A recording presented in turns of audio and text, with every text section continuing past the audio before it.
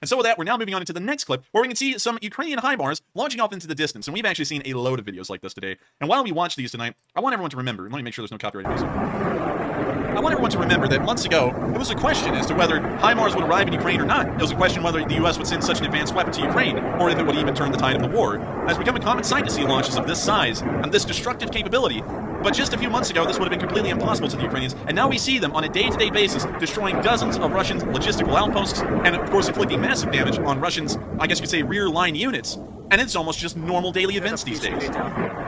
It's a huge credit to the ingenuity and the fast learning abilities of the Ukrainian armed forces, and also a huge kudos to the United States of America that, of course, provided these artillery systems to be used in Ukraine.